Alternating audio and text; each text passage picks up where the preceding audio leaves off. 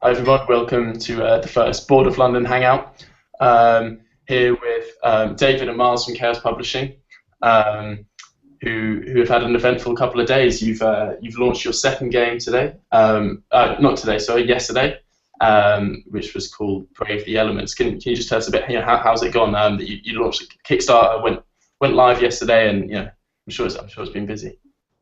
Yeah, just been getting things out, letting people know. I mean, we've had a number of reviews come in which we planned for, and yeah, those are all very positive. So getting that together. I mean, Brave the Elements is a game about. Well, do you want to talk about? Well, yeah. You've been running the whole world story for it. So. Okay, so basically, Brave the Elements is a fantasy setting on the island of Kalos, which is rich in all of the elements, forests and mountains. They've got a really good, rich background for it to get people into the game. You can read it, read the full world description online. If you go to our Kickstarter page, you can click on a link there and read the full world setting. So basically, the people of Kalos have learned how to manipulate the elements. Kalos is vibrant in this wild energy, which they can form into the four elements. And basically, you're basically in control of one of the priesthoods of one of the settlements on the island, and the priests are all trying to prove that they're the masters of the elements by a bit of conflict. Yeah, you're conjuring powerful disasters like tornadoes and firestorms against locations. So you're building your strategy with by building locations, constructing them in front of you, and so you're always it's always about back and forth going, taking, and yeah, basically the locations give you special abilities, and the cards are multi-purpose, so you can use them not only to target locations, but you can discard them to prevent disasters coming in against you. You get victory points for taking other people's locations, and also there's bonus victory points to be gained throughout the games in other ways. There's a bit more to it than that. There's also, we have infiltrators in the game who go in and attack locations directly, and also the cards are action cards as well. So they're basically, you can use them in 4 ways. Yeah, you can use the cards in 4 ways in the game. So basically balancing your hand and using the cards at certain times and holding on to certain ones, that sort of thing, protecting your locations, your key locations that give you the best abilities, and building your strategy that way. Yes, there's a lot of interaction between the cards and the locations, and also we have the infiltrators and lots of different things in the game. So basically, you've got to get the most victory points. Cat just fell over, sorry. Have you guys have you kind of, I'm guessing you've play tested it with friends and with people you know, kind of, how have they gone? And yeah, sorry, the cat's coming in on camera here. Basically, we spent 2 years developing the game. 3 years? 2 years? 2 years, wasn't it? Oh, wow. 2 years we had the game in development for, right from the start, and it saw many different incarnations and revisions until we reached the, after about 1.5 years, we reached the stage in the game where it was really beginning to look quite good. And we carried on with playtest groups. We also were members of game design groups where all designers get together and play each other's games, and valuable input to be gained from that. And you know, I mean, as game players for many years, both of us avid games players, you know, we've played a lot of games. And you can kind of tell when a game's coming together. And at this point, we kind of had inspiration about the phases in the game, and all of a sudden it clicked, and it was structured and flowing, and became a good game. You know, at that point, about 1.5 years in, and then from that point on, it's going around to playtesters, promoting the games. We've been to retailers around the southwest, promoting the input from basically everyone we can. We've also had the games out with playtest groups, and yeah, for the last 6 months, basically changing the game slightly, altering it in different ways, getting it balanced. The hardest thing about a game is to get it balanced. Yeah. And we feel we've done a very good job of it. Yeah. Do you have to kind of, does it get to a point where you kind of, is it really hard to, you know when it's perfect and not try and keep making those? It's really funny you say that, because I'm quite a perfectionist of things, and just going over things again. I keep pitching the idea again and again as well. How about this version? How about this version? Yeah, no, go away. Come back later. No, we work together, and eventually, and the input from other people is invaluable. You know, when you have a playtest group play the game and they send you back their feelings on the game, that's invaluable. hundreds and hundreds of changes to the game have come about because of that. But when's the game finished? Now that's a question. I came in earlier today, considering we launched at 3:30 yesterday, and I said to Miles, "Do you know what? I've got a cracking mechanic we could put in the game." And yeah, so a bit late, but no, I've got another cracking mechanic we could use. Yeah. Yeah, I guess there's always room for kind of I don't know, deluxe version or something, updated version in 2 years' time when everyone's waiting for it. But I saw you mentioned the Kickstarter page. It launched yesterday. Yep. And do you want to talk a bit about kind of your goal? The target funding goal, and I think I saw it was you've got a period of about a month to get that in. We've got another 40 days to go. Yeah. And all over that, and yeah.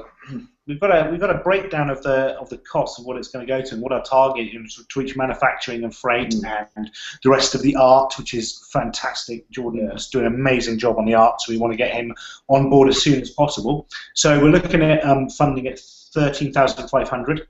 That's pounds. And and we've got our target set out for how many percentages of the funding target we need to reach by certain days. And touch wood, we're on track. We're a little ahead at the moment, which is really good, really good. Yeah, we've been very precise about the calculations as well, getting all the correct quotes from all the manufacturers, getting all the correct shipping prices, contacting all the shipping facilities, getting networking all the costs from like Amazon fulfillments, and getting all the shipping costs and quotes, getting it freight sent over to the States, I guess in the UK, getting it shipped around.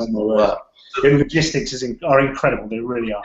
I get unless there's it's like you just listed a whole bunch of stuff, and I guess kind of for independent, or wannabe independent board game publishers, that's the stuff you don't really take into account often. I can imagine you get the game idea and you build the game, but there's still a business side to it that you've got to consider.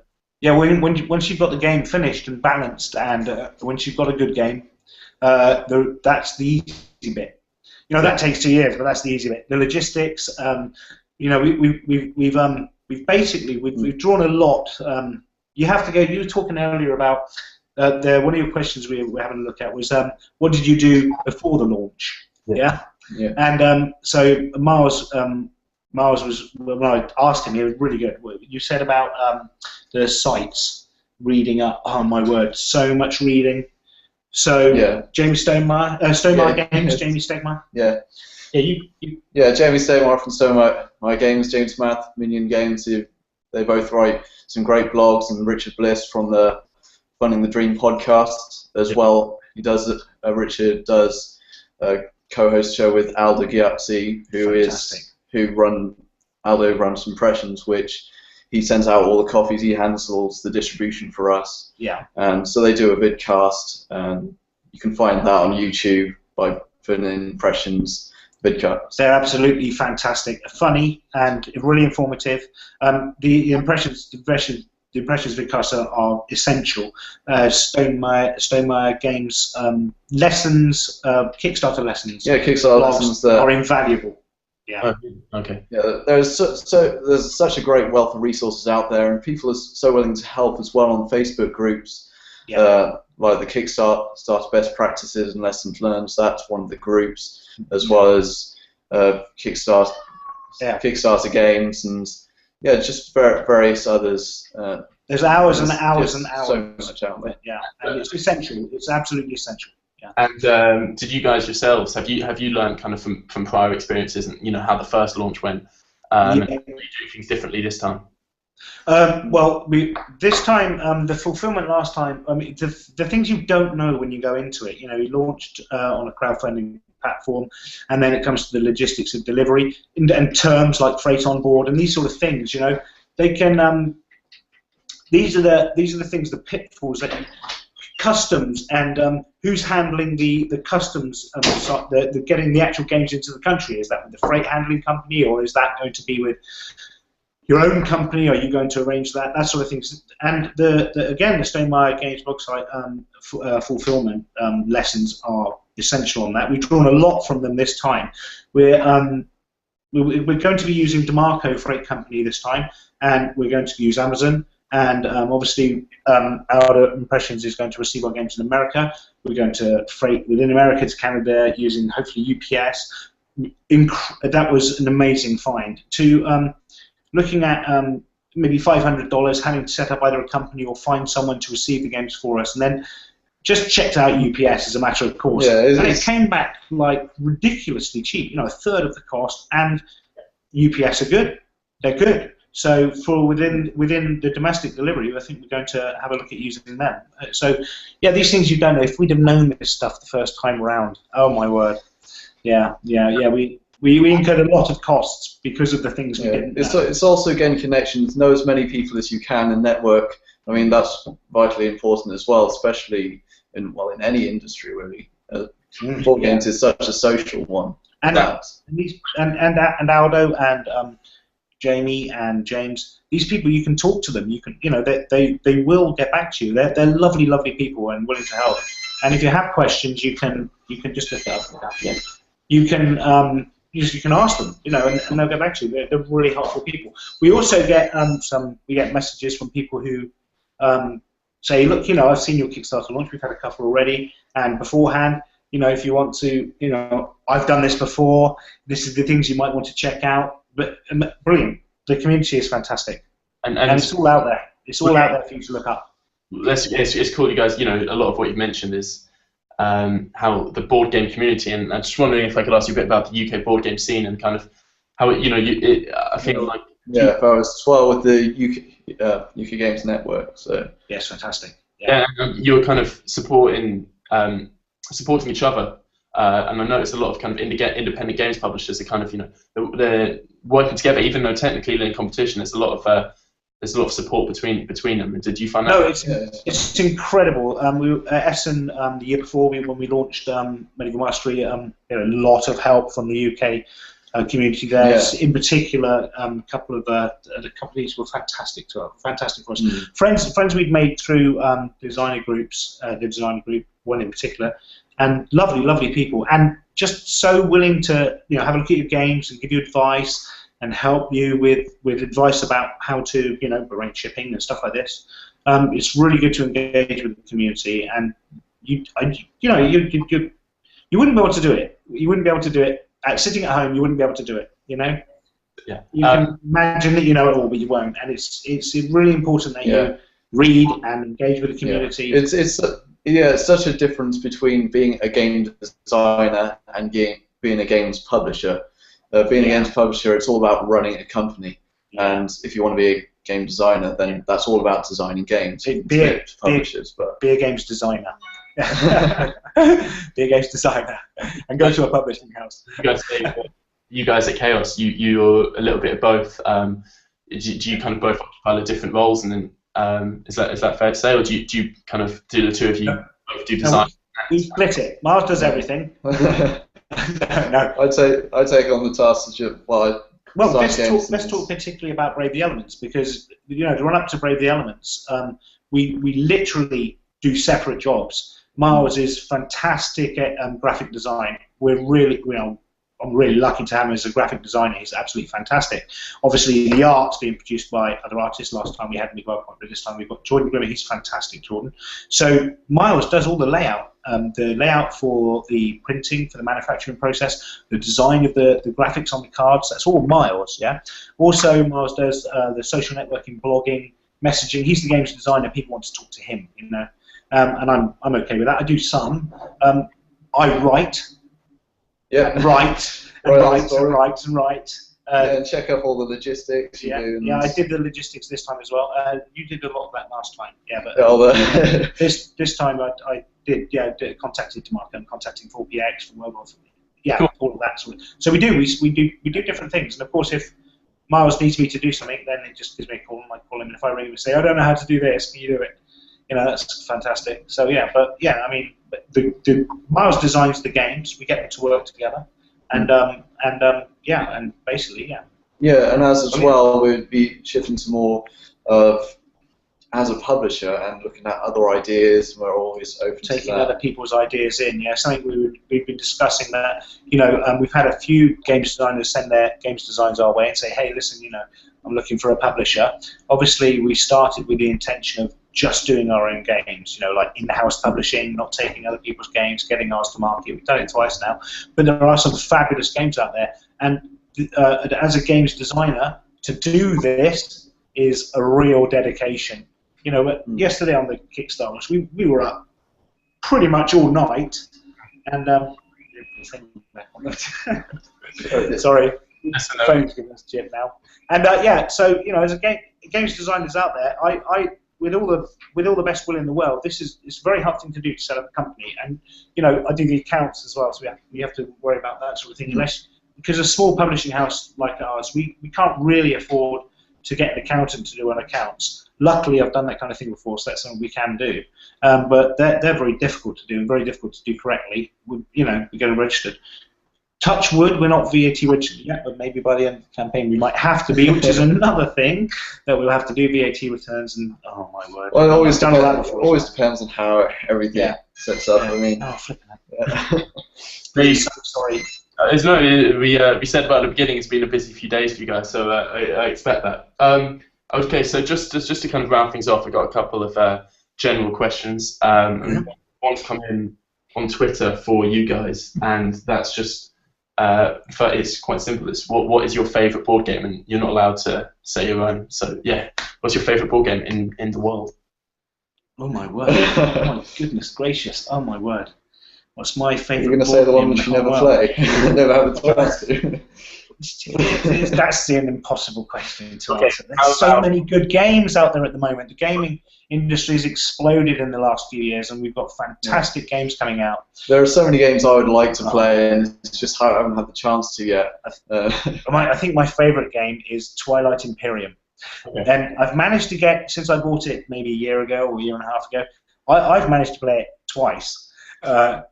Both times, it takes a long time to play, and you need dedicated friends. The second time we played, someone started crying. You know, I can't handle it anymore. You know, this sort of thing. I was like, no, we're going to finish. We've only got 2 turns left, and be done in 5 hours.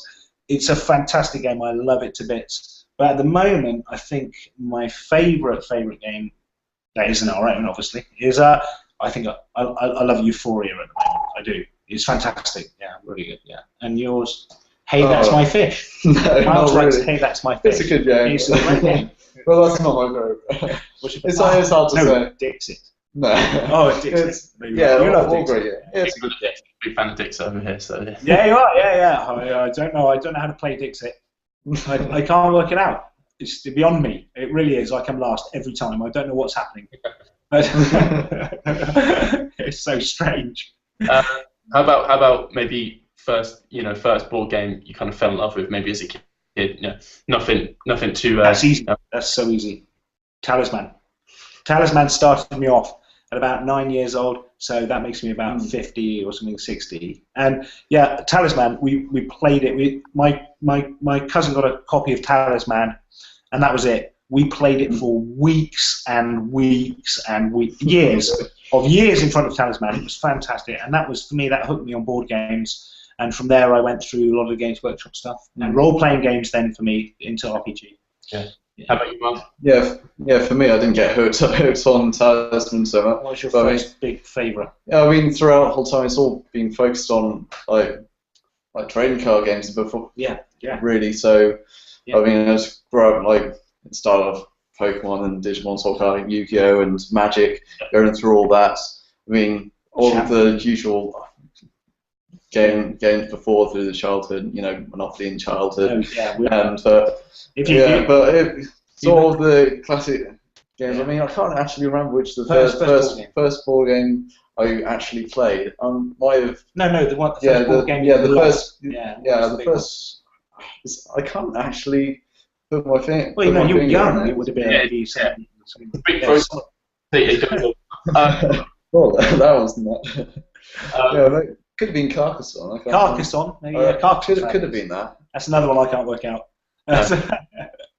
Alien Frontiers is one of my big favourites at the moment. Yeah, same. I love that game. Yeah, I love that game. Yeah. Cool. Good answers. And so I've taken more of your time than I said I would, so apologies for that. But so it's chaospublishing.com. It's youtube.com/chaos publishing. Is that right, Miles? Yeah, Chaos Publishing. Yeah. So for people who are watching this back on YouTube, really recommend to check it out. Yeah, please pop in on our Kickstarter campaign. Have a look. Have a look at Brave the Elements. It's a really cool concept for a game. So yeah, I'm personally urging any viewers to check it out, and I'm sure Miles and David would as well. We've had quite a good couple of reviews to come in over the last couple of days as well from our reviewers, and yeah, worth checking out really. Yeah, brilliant. Yeah, all very positive. So. Yeah, very good, very good. Okie dokie. So thank you very much for your time, and for anyone watching, thank you. We appreciate it. Okay, bye. Thanks so much. Bye. Thanks.